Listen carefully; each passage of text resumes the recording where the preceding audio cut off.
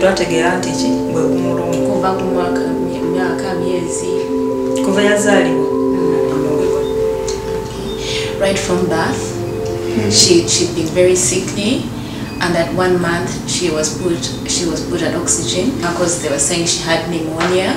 So they kept treating pneumonia, malaria, fevers, coughs, until at some point when these small clinics that were handling her case referred them to the main hospital, which is Mulago Hospital, to try to check with the heartbeats because they said that her heart murmur wasn't right.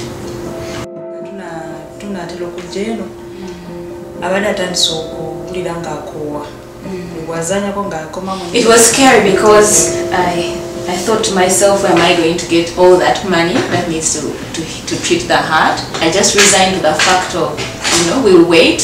If she's to die, she will die.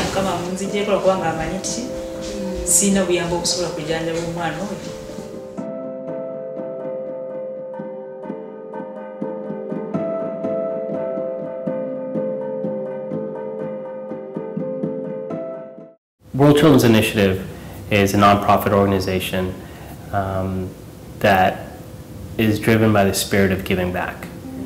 In December of 2004, a tsunami hit Sri Lanka as well as other Southeast Asian countries. And Pradeepan, Kanishka, and myself, for different reasons, all went to Sri Lanka to do relief work. It was an amazing experience. But I remember the day when we were all leaving, we left with this empty feeling that we had not left a true impact there and had not really made a change. So we'd always talked in college about doing something bigger and greater, to do something to give back to the world. And one of the things that when we were sitting there, I remember in the hotel lobby, we were kind of like, this is a perfect opportunity of where we can help rebuild Sri Lanka. And so we developed this project of building a children's hospital there. And after 5 years of work, we built a children's hospital and have successfully handed over to the government to ensure its success and to treat children for future generations. That's the spirit of WCI. It's about building back and building back better.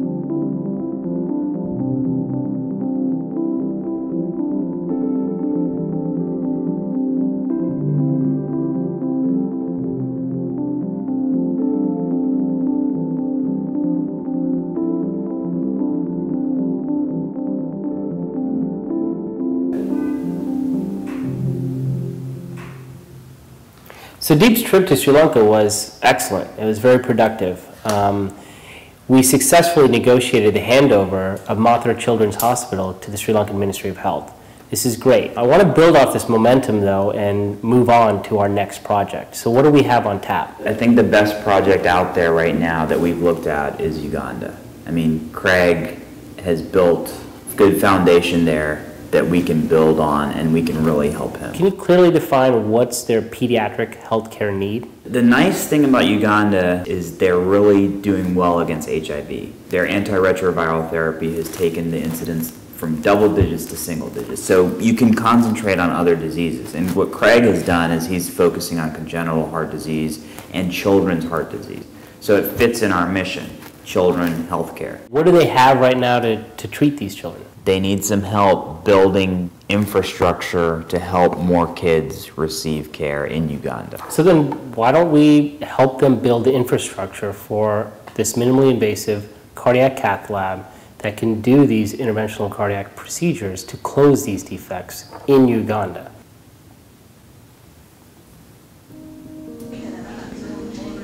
In October 2010, World Children's Initiative and Dr. Craig Sable brought Gift, a 5-year-old from Uganda, to Washington, D.C. and mended her heart. What do you want to do with Warren and Etienne? How are you feeling? So we're going to take a picture of Gift's heart with a portable echocardiography machine, which takes pictures of the heart. It's an ultrasound machine that is focused on the heart. And years ago, these machines weighed 500 pounds. And now they weigh about 10 pounds, and we can carry them all over the world. So we're going to take a look and see see where the holes were and see if they're closed and how her heart looks. So we put a device in her heart called an Amplatzer device, which if we had seen her 15 years ago, the only treatment would have been open heart surgery with a 4 or 5 day hospital stay, lots of pain, and a big scar in her chest.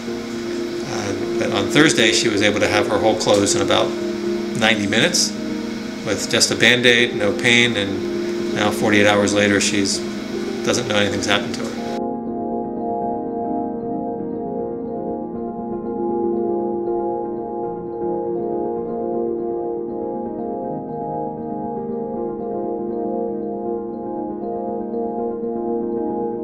This is the device used to close the hole in Gift's heart. The device is sort of like a sandwich. The hole is where the meat would be. One side of the device goes on one side of the hole. The other side of the device goes on the other side of the hole. When it closes, it prevents blood from flowing through the hole. The device is loaded onto a cable, like this one. The cable is then withdrawn into a tube or catheter. The tube is threaded from the leg to the hole in the heart, where it will eventually close the hole. Again, once the device is loaded onto the tube is inserted into a blood vessel in the leg and guided to the heart. As opposed to open heart surgery, with this method, there is no incision into the chest. The tube and device are advanced across the hole in the heart. The device is then released, pulled up against the hole, and finally closes the hole. The cable is then unscrewed, and the device is left in place. Here's an image of the device inside Gift's heart.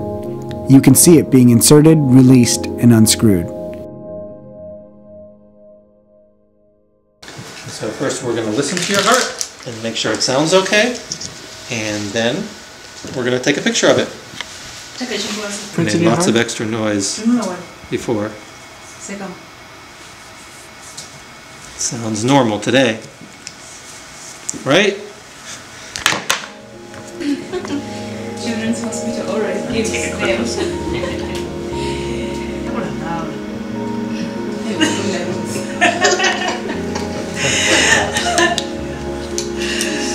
Sounds good. Are you ready to see your heart? At the beginning. Is that okay? That's perfect. Craig Sable, Dr. Sable, is a phenomenal person. He is a teacher and a mentor. He's a decorated pediatric cardiologist. He serves on multiple prestigious boards, and he's a leader in the field for sure. But he's done more than that. He's taken on this project in Uganda to try to help cure heart disease there. 1% of all children are born with a congenital heart defect, which is the most common birth defect. And for a lot of them, if you can do a single type of interventional procedure, they can pretty much be cured for life. If not, they can be very sickly and have a limited life expectancy.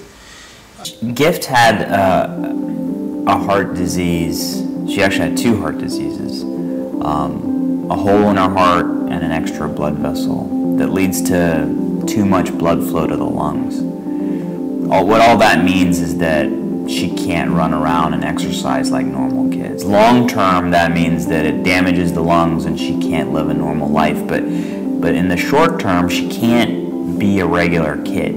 She can't keep up with the other kids, and she just can't do all the things that everyone loves to see kids do. Gift's case, the anesthesiologist put a breathing mask over her face and gave her some gas so she went to sleep even before she got an IV. So she really didn't have a single blood draw or a single poke of a needle that she was aware of. And by the time she woke up, she didn't have any pain, had a Band-Aid on her groin, and within 24 hours she was out of the hospital, home, running and acting normal. See your heart? Here we go.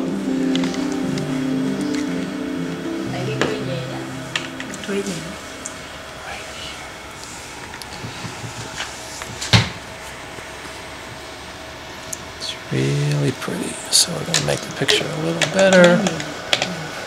So here are the top two chambers of the heart, and there was a big hole right here, but now this device has been put in place and that hole is closed.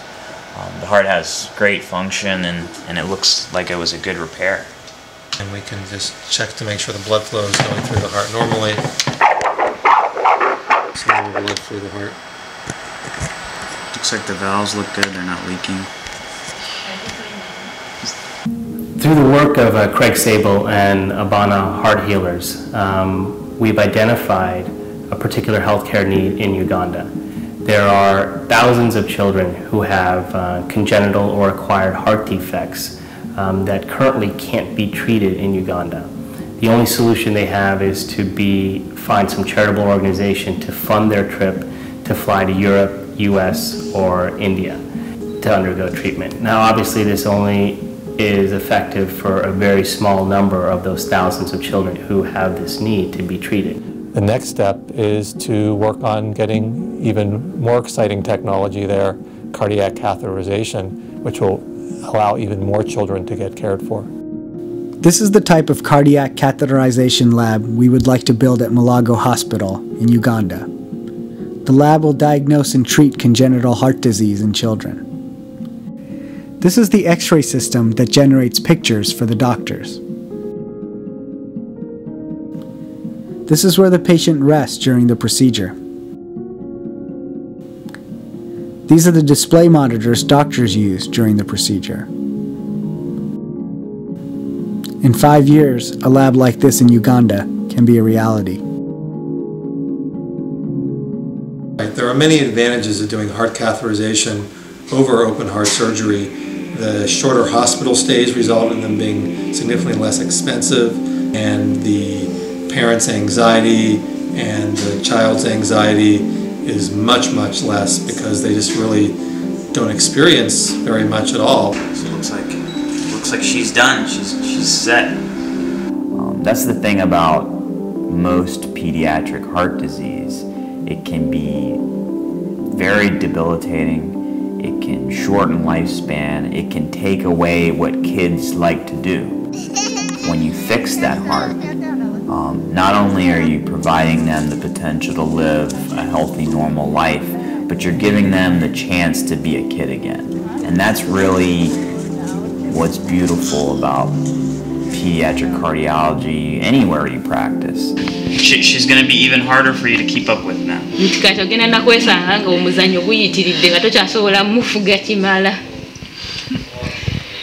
I'm a physician, I've done residency, fellowship, I've been up 36 hours, I've been up 48 hours, and I've done the same thing for this organization and this project, you know. Working on the project in Sri Lanka, we did the same thing, and now we're starting to do the same thing for this initiative in Uganda. And what would be ideal would be, you know, we brought Gift here, treated her in the cardiac catheterization lab, and fixed the hole in her heart, the extra blood vessel, mended her heart. She's good to go. You know, we saw her playing the other day. She was going 100 miles an hour. 5 years from now, if we are doing that in Uganda and treating children just like Gift and giving them that same opportunity, even though they didn't have the opportunity to come here, they didn't need the opportunity to come here because we could do it all there, that would be success.